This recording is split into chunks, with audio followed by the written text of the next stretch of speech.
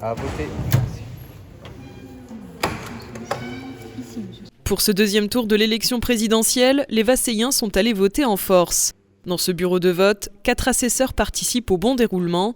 Le premier tour de la présidentielle a confirmé l'implication des habitants. Alors très bien, ça se passe très bien dans le sens où beaucoup de Vasséiens et Pont-Varinois viennent voter et on sent là aussi un intérêt, comme le premier tour, on sent un intérêt pour les habitants pour cette élection.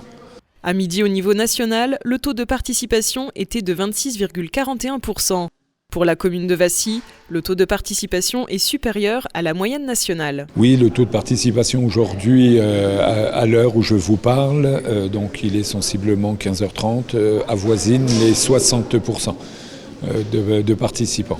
Comme en 2012 et en 2017, les résultats ont montré une préférence pour le parti du Rassemblement national, ce qui n'étonne pas le maire de la commune.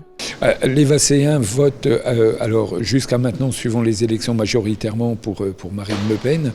Ce vote pour Le Pen, pour moi, a deux origines. La première, les gens qui vont voter contre la politique d'Emmanuel Macron, qui vont voter contre quelque chose, donc c'est un vote plutôt contestataire. Et puis l'autre partie, ce sont des gens qui votent réellement, soit Front National à l'époque, Rassemblement National, c'est-à-dire qui ont retrouvé en Marine Le Pen leurs idées, je dirais, et les attentes qu'ils ont. Je pense que Marine Le Pen, dans son programme, sait répondre à certaines attentes des Vasséiens et des Pont-Varinois. Pour les Vasséiens, le choix entre Marine Le Pen et Emmanuel Macron a été plus ou moins facile à faire. Cependant, ce choix peut engendrer un vote par défaut ou un vote contre, plutôt qu'un vote pour un candidat.